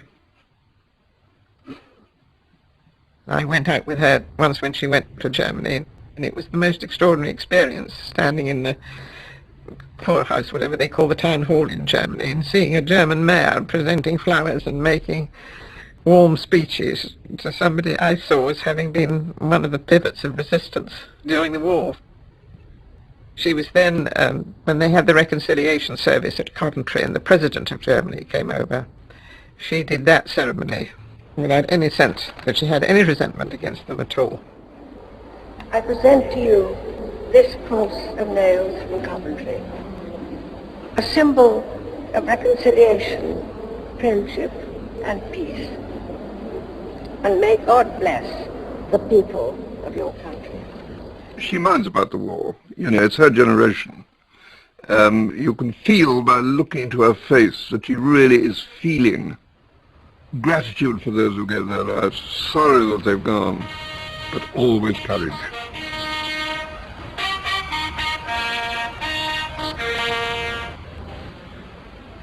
She is Colonel-in-Chief of my old regiment. The regiment was serving in Germany at Herne. And she said to my wife and I, "You must come out with me to our regiment." And we duly flew out in the royal flight. Spoils you for ordinary travel. And Queen Elizabeth duly presented the standard. And then, on the way back, she sat in her seat exactly opposite mine. And Queen Elizabeth turned her head round to the window and put her hand up to her face. And I thought, oh dear, she's tired. It's been a long day. And then suddenly she dropped her hand, turned round to me, and the tears were pouring down her face. And she said, "I've been thinking what it must have been like for you today when I presented that standard, when your son was killed in action in the regiment only last year." It's that sort of thing. That's very moving.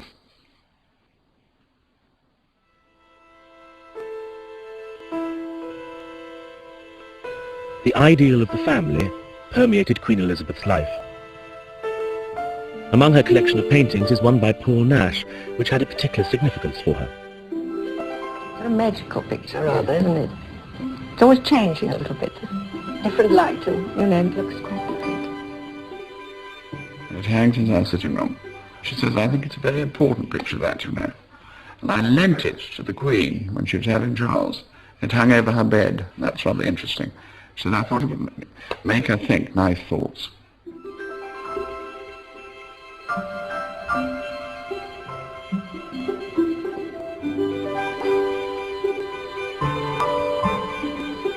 After the christening, Queen Elizabeth got out the family photograph albums, and they all tried to decide who the baby looked like.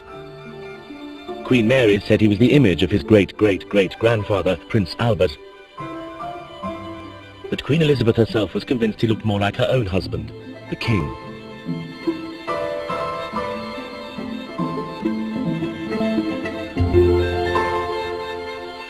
Ever since I can remember, Prince Charles has written, "My grandmother has been the most wonderful example of fun, laughter, warmth, infinite security, and above all else, exquisite taste in so many things."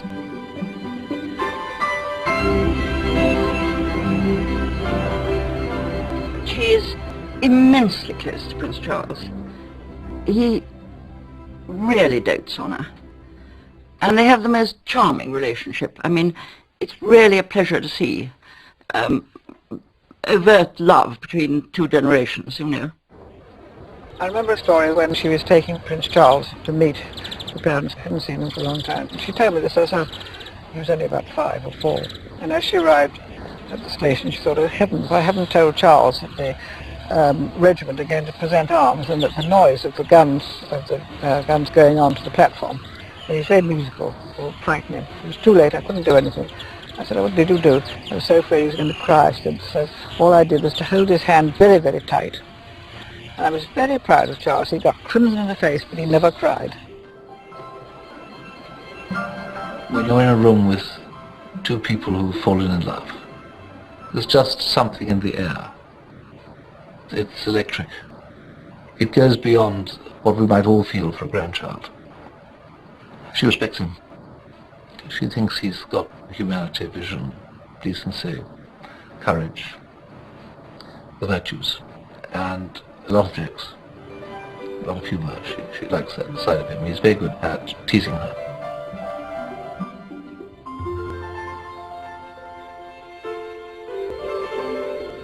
I think his load sort of falls from him. So you see, you know, the real man. Granny was christened in this. Granny. And I was. I think I was christened in this.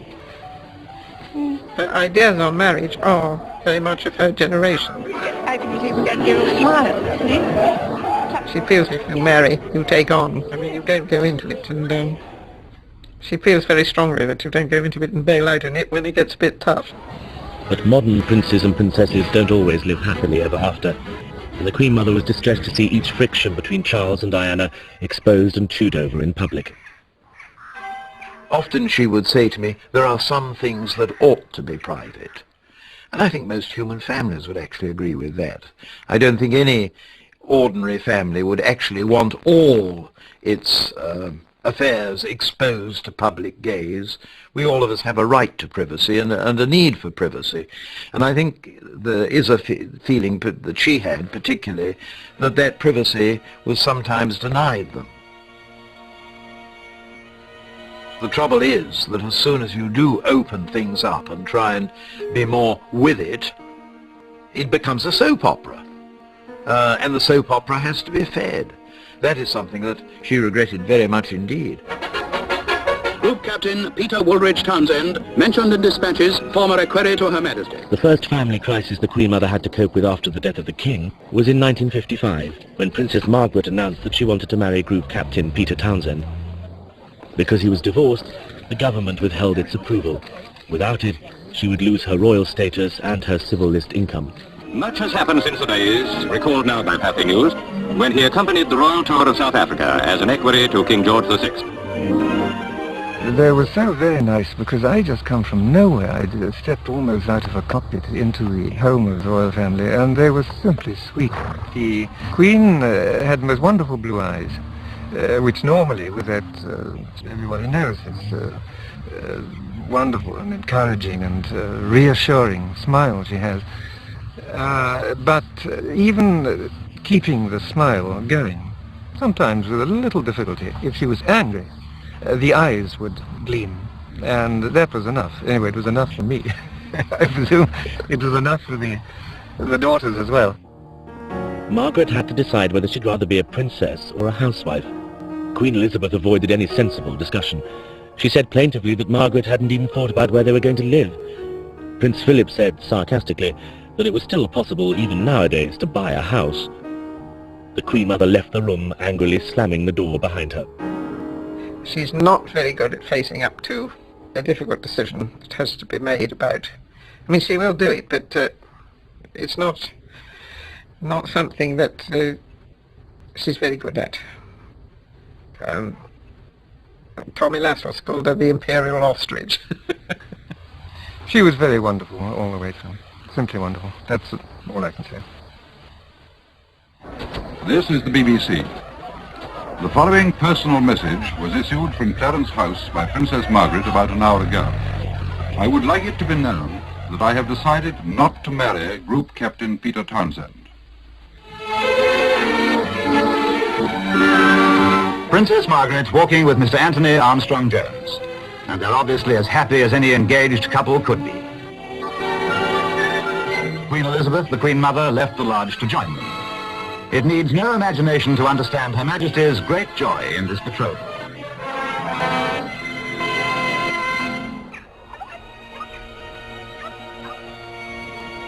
Lord Snowdon's 18-year marriage to Princess Margaret ended after a 2-year separation, on the grounds that it had broken down irretrievably.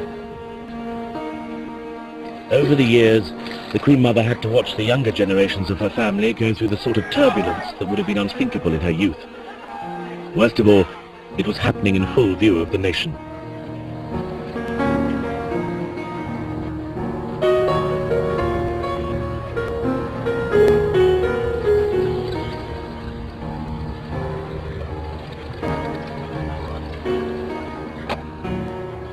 I mean, she's got, I suppose, inevitably old-fashioned views, because those sort of things have gone out of fashion, of being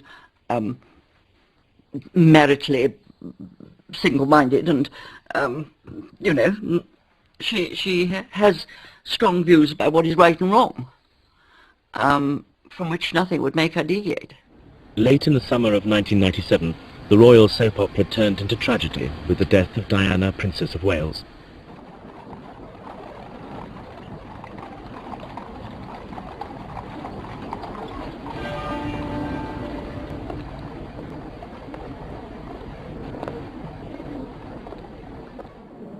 2 days after the funeral, the Queen Mother was the first member of the royal family back on duty. She flew to Inverness to honour an engagement as Colonel-in-Chief of the Black Watch, the regiment that had seen her return to public life after the death of the King. Her line is "the show goes on," and sometimes people may think that is a sign of little feeling. I don't think that's true for a moment. Not for a moment. She has a core of steel inside her. She I've never really known her lose her temper. And heavens, we've been probably aggravating enough to her, but she's never lost her temper. She's a wonderful mollifier. At the same time, she doesn't give away anything of her integrity in doing it. I met her at the opening of Dundee University, where I was elected the first rector, and she was the chancellor. It was at the worst time of student difficulties, it was 68, and there was an air of revolution all over the place. As we came in this solemn procession in Dundee, the students pelted us with toilet rolls, which they kept held at one end, like streamers in a ball, and through the other end. And the Queen Mother stopped and picked these up as though somebody had misplaced them. Was this yours? Oh, would you take it? She never has any fear of people. I mean, I can remember driving back from the Jubilee in 77, and the royal family had appeared on the balcony. We were due to drive, and the police suddenly insisted that Queen Elizabeth was to go right through the gardens of Buckingham Palace and out the whole way round the wall. The crowds were dispersing, so it wasn't a question of safety. She said, absolute nonsense, I'm going straight across, and in front there's absolutely no danger. They were so silly, and she wouldn't listen, and they had to send to the master of the household, who arrived there rather nervously, and had to say to her, look here, ma'am, this is the police, this is advice, you really have got to take it. She did, in the end, with very ill grace, I may say. And we drove right the way round. It took us over half an hour to get back to Clarence House. And when she got out of the car at the other end, still rather angry, she turned to her own detective and said, that was extremely pusillanimous. And when we went into the house, she turned to me and said, I'm so glad I got that word out. But of course she was absolutely right. We could have gone straight across, and they would merely have cheered at it. On one of the hottest days of the century, the Queen Mother presided over an enormous birthday party outside her London home. Nearly all had brought flowers, cards, and a variety of gifts they hoped the Queen Mother would appreciate.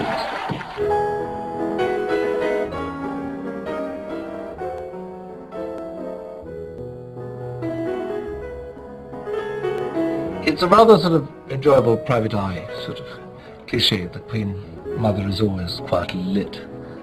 It's certainly not my experience. She likes the ritual and the fun, the party feeling that there are drinks. There'll be drinks, she says, you see. And then, you know, one watches like a hawk what's going down, and it's usually a bit of a dubonnet. Before going up to lunch, there was a thing to do. She went into my little private office for a tidy, as they call it. Get ready to go upstairs for luncheon. And I always had this office sort of tarted up a bit, not like a normal bog standard stuff, with a nice bit of chintz here and there, you know. And the Duchess of Devonshire looked after the bar when they went in there. The Queen Mother's favourite tipple was gin and dubonnet. They were in there for about half an hour, and when they came out, the Duchess of Devonshire and Queen Mum didn't look too happy either, and I said, oh my God, what's gone wrong? And it was after lunch, and the Queen Mother had gone. I said, well, what was the matter, Her Grace? You came out looking so furious. She said, I was on my knees on front of this cabinet trying to find a dubonnet, and there wasn't any dubonnet, and it wasn't very funny. I laddered my stockings, she said. Gin and dubonnet was a cocktail fashionable in the 1930s. In this, as in so many ways, the Queen Mother spent her life cocooned in familiarity. The teas are like the sort of fantasies one had as a schoolboy in austerity. Brown bread and butter, white bread and butter, cucumber sandwiches, egg sandwiches, probably some sort of potted meat sandwich, always a chocolate cake and always a fruit cake. Huge bowls of shrimps from the wash, all properly hand-picked and peeled, which is labour like making a Swiss watch. This is a sort of comfortable upper-class household of 1935 or 6. absolutely no concessions. I think the Queen has rightly and heroically, and with some difficulty, protected her from change. The economic assumptions that underlie that are staggering. Dogs as well. Dogs are marvellous. Oh dear. Oh, thank you very much. She's always somebody that's interested in comfort. I remember once seeing her at a private dinner. My eye went down and there she was wearing her usual peak-toed shoes with straps of rhinestones. And nearly all the rhinestones had gone, but I thought, I know why you've got those shoes on, because they're jolly comfortable. And that's the essence of the woman. These are some of the shoes we made for Queenie Mum in the 50s. I've managed to get an inch knocked off of what she's used to wearing. Normally they would ring up and say, oh, can you come down Wednesday? So you get a bit excited and then you think, oh, it's just an ordinary lad from the Elephant and Castle going to see the Queen Mum. So it was a bit daunting at first, but she makes you so relaxed when you see her, and that it's just like talking to your nan. These are patterns that the Queen Mums have had over the years. They're not in any particular order. If you're coming into the shop for the first time, have your foot measured, and the first pair of shoes will be about £700. And then after that, we're talking about £300, £350 for every pair after that.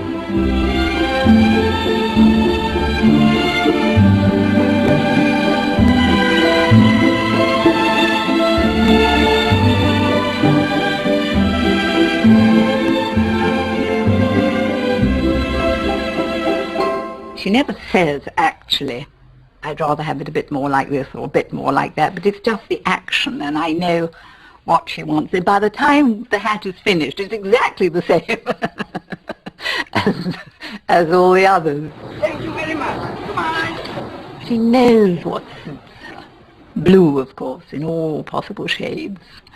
I never knew there were so many different shades of blue. This hat I made her for the christening, I think it was, Prince William. It's very pretty, as you can see. And over here I have the dress. And naturally the dress came first. It's usually a very simple dress, and then in the summer she's got a coat over it of the same material, but it's a little bit floaty, so we call them her floater coats.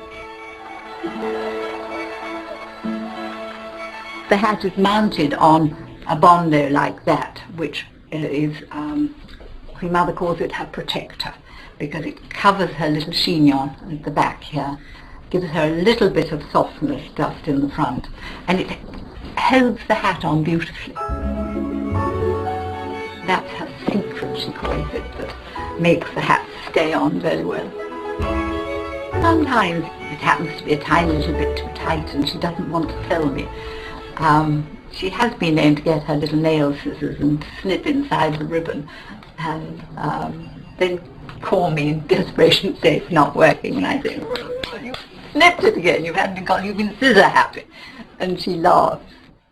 I always remember her saying, she said, well, unless my page says to me, Your Majesty, you look absolutely wonderful. She said, I know, I look dreadful. And imagine always, every time she came down the staircase, just about to go off to do some public thing, there'd be William standing there saying, Majesty, you look simply wonderful. Then she'd know, I know, that's all right, I can now go out. Queen Elizabeth's image was concocted before the war by the couturier Norman Hartnell. But it was the photographer Cecil Beaton who, like a court painter, crystallized it and insinuated it into the public's imagination. This style developed into the image of a gossamer granny that persisted to the end of her life. I think only Beaton and Snowden had an intuitive understanding of the kind of reticence or line not to cross to create the magic without suggesting any hint of vulgarity about it. In Parkinson, there was always a degree of Blitz about Parkinson. It always edged slightly the wrong way. And Parkinson would do things like that dreadful photograph of Princess Margaret, the Queen, and the Queen Mother, all with these terrible blue shawls that he put round them, satin shawls. It's just simply dreadful and should never have been done, ever. There's that lovely photograph of the three of them all in royal blue dresses together, and that has been a major factor within the family. It has been a very close relationship indeed. The Queen and Princess Margaret, and both of them with their mother.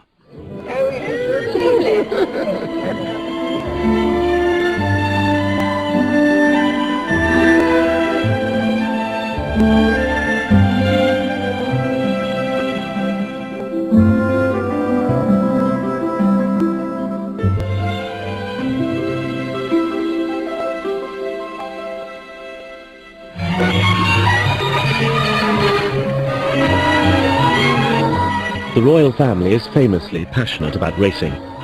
The first horse Queen Elizabeth owned in 1949 was shared with her elder daughter, but she quickly decided she'd rather strike out on her own. I first got to know her when she trained with my husband at Fairlawn. I remember we said to Princess Margaret, I wonder if they'll share, the two queens, and Princess Margaret said, no, Mummy wouldn't share with anybody. Do you know that I haven't watched a pair of binoculars for ages? Look at it. Pouring tears. I always watch on television. It's the emotion. No, I watch on television. No, Mummy, you look into the wind like that. Like a dear. Leaving the high-rolling glitz of the flat to her daughter, Queen Elizabeth concentrated on the rural rough and tumble of steeplechasing, with its cosier atmosphere and colourful characters. Of all her trainers, she was closest to the late Peter Castlett. Castlett was a good trainer, and he was very strict. Great discipline in the stables, you know. She is called the Führer because he could be dictatorial about where horses are going to run, what things are going to happen, and he was always very amused by that, but he used to pull his leg in that way. When she came to see the horses in training at my father's home at Fairlawn, she'd go round what are called evening stables. She's then armed with a carrot, which she always felt very professional at her horses, and my father used to get very nervous because some horses can be quite fractious, and when they see something coming, they aren't too worried whether they bite your hand or the carrot. Oh, well, of course I read Sporting Life. Get my day-to-day news. A little gossip. It's always great fun.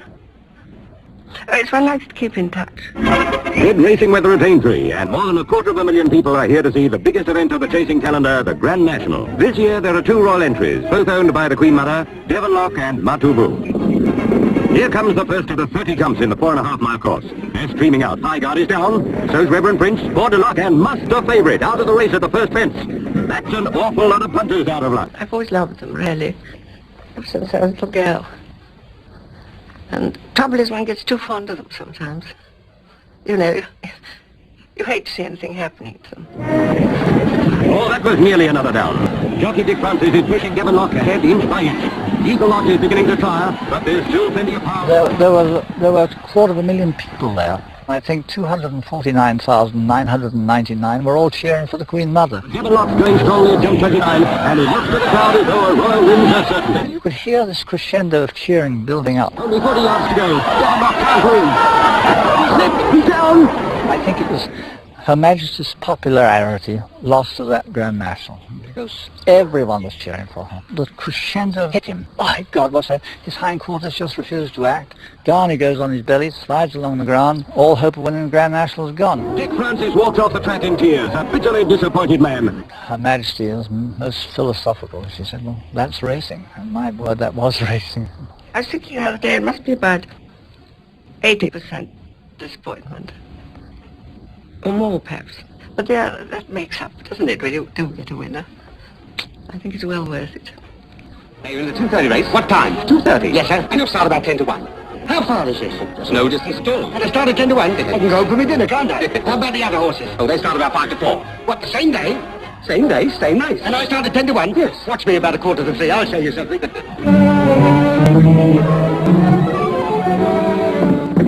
Ever since she first saw them in the 1930s, Queen Elizabeth had a passion for the crazy gang, and Bud Flanagan became a personal friend. We went to see the crazy gang, she wrote to Osbert Sitwell, and that quite restored me. An evening of a real English musical audience gave one back a lot of faith in one's own people. They laughed so heartily and so kindly. Everything pleases her. That's the secret of her life, I think. She always takes a picnic to the beach hut at Oakham. And that is it's a most lovely wide beach. But in fact it's slightly spoiled now because half is a nudist colony. Then she sends people out to count the nudists.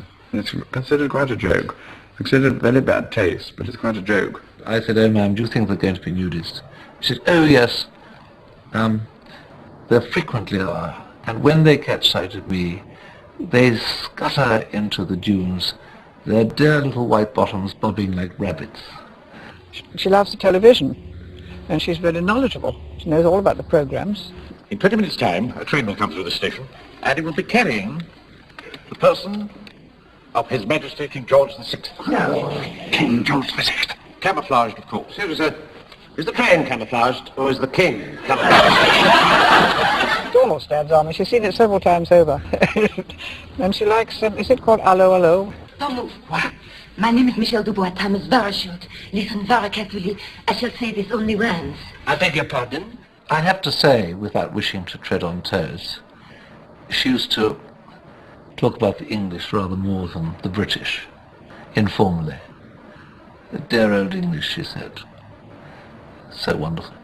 She's a tremendous P.G. Wodehouse person. I mean, she went the other day to do a P.G. Wodehouse ceremony in London and to unveil a plaque above the house where he used to live. The master, she calls him. When I was at Provost of Eton, she used to come every hour. We put on... We did Wodehouse very often. Well, twice we did Wodehouse, I think, or once. We did Pig Hooey. Lord Emsworth. I was Lord Emsworth. She said, if I die in my sleep, I will surely be fine with a seraphic smile on my face, and that will be quite simply because just before I close my eyes, I've been reading about the world of Blandings, or the world of Worcester. See, you're the same generation as my mother. And there's something extraordinary about this generation. Yes. See, my mother is the same, I think she's about the same age as you. Yes. And no stopping them. Absolutely. I mean, when somebody is 20 years older than you, they don't find it tiring. But I've never seen Green Elizabeth flump into an armchair like I do, when your feet are killing you and your shoes hurt and your ankles are swollen. No, I think she's very disciplined like that. Queen Elizabeth at Clarence House or anywhere, or even sitting on a sofa, she's always sitting like that, absolutely ramrod back, because she must have been taught by her governess. Nobody does that. I mean, that is something from an earlier age. But I think it would have kept her going, because always this feeling of correct etiquette and composure and the arrangement of the body. She's a great disregarder of pain or discomfort. I mean, she would have to have a totally smashed leg or something of that sort, ever, to give way to it. And when all of us are saying, oh, you can't do that, and you must lie up and so on, she ignores it. The Queen Mother was dining with friends at the Royal Lodge in Windsor when she started to choke. I remember that day the starter consisted of a whole rainbow trout. Queen Elizabeth attacked her trout with some gusto, and shortly afterwards there was a sort of and it was obvious that a fishbone had lodged in her throat. But she wouldn't have any help. We had rather a nervous time, and luckily Princess Margaret was on hand and insisted that a doctor be called. She had an emergency operation under general anaesthetic to remove the fishbone. It was the first time in nearly 30 years that ill health made her cancel her public duties. The second fishbone incident I was rather more intimately connected with, in that I'd actually called the fish responsible. I'd been out fishing in the middle of Caithness and using a method of filleting which had been taught to me by an old friend who set about these trout. And conscious of the first fishbone incident, I was pretty careful, at least I thought I was, to make sure there were no bones left in these fillets. And she said, oh, Ashton, it's frightfully good, let's try these. And almost in the second bite, there was a sort of and I thought, oh Lord, I don't believe this. Anyway, she wouldn't hear anything of it and kept saying, oh, no, it's not the fishbone, it's a bit of dried toast. Thank you, all right, thank you. It's fine though, it's fine though. Yes, that's it. It was just a small problem. But Queen Elizabeth, to this day, always insists that it was a bit of dried toast.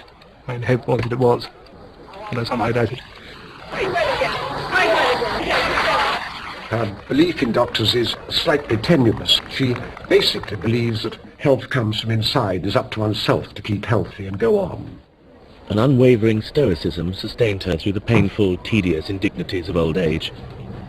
By 1995, the cataracts in her eyes had become unbearable. If I or somebody else had come into the room, we'd always make a point of saying, "Oh, good afternoon, ma'am," so that she could recognise the voice and say, "Oh, Ashley, no, nice to see you." But you knew she couldn't really see you, and that must have been very boring for her. The Queen Mother finally had her cataract dealt with in the summer of 1995, under local anaesthetic. I think it changed her life. I remember her saying, this is the first time for, I don't know, 4 or 5 years, that I've been able to see the pattern on my breakfast plate. But there was still another torment to cope with, the relentless pain in her hip. The only time I ever really heard her talk about it was one evening she said, "I'd love a dry martini, rather useful painkiller." She decided that the hip must be operated on, to the consternation of her medical advisors. And they quite rightly said, "Well, nobody in the world has ever had a hip operation at the age of 95, let alone the actual operation. You've only got a 50-50 chance of actually coming round from the anaesthetic."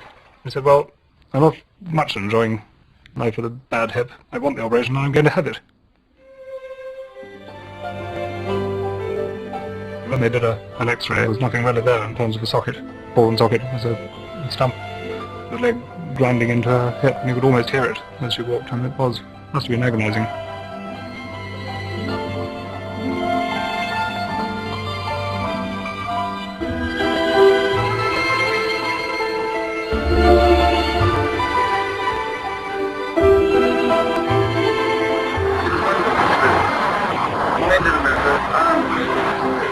After the operation, when I did see her, I would have said that almost 20 years had gone off out of her face. Pain had gone from her. Amazing.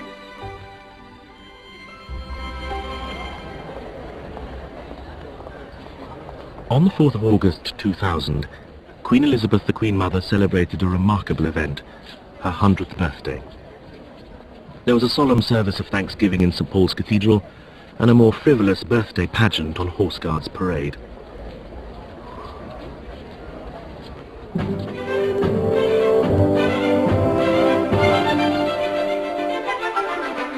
In honour of this special birthday, the Daily Telegraph published 100 photographs of Queen Elizabeth. Hello magazine produced its own unique 2-part souvenir, and The Sun gave its readers a voucher for a free glass of gin and tonic.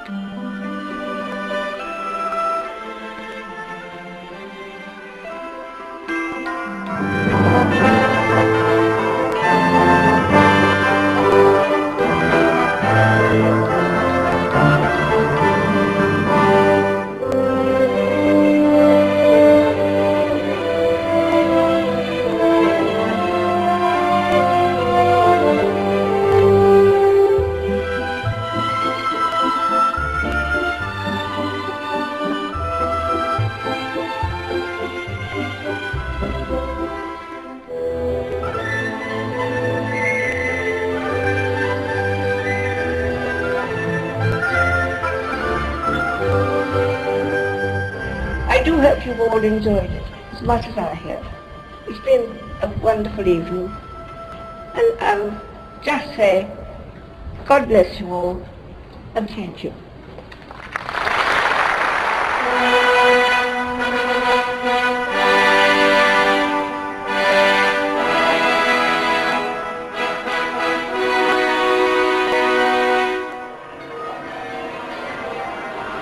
At St Paul's, in a rare reversal of royal protocol, it was the Queen Mother who led the procession out of the church.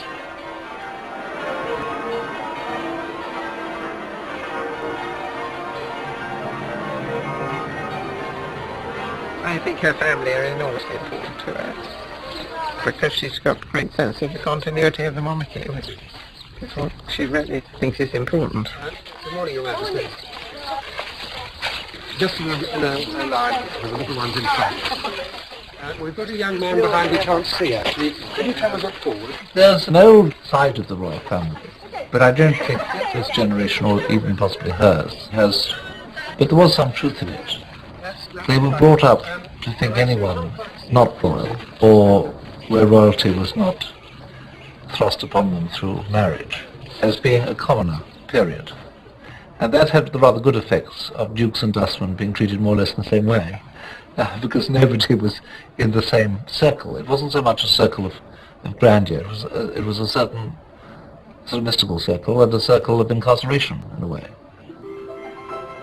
I think where the line is concerned, you have to realize that that famous royal we is real. It's an allegory. It's not I, it's us, the state. You are a real head of state. And the alternatives, superannuated politicians and so forth, are too horrible to contemplate.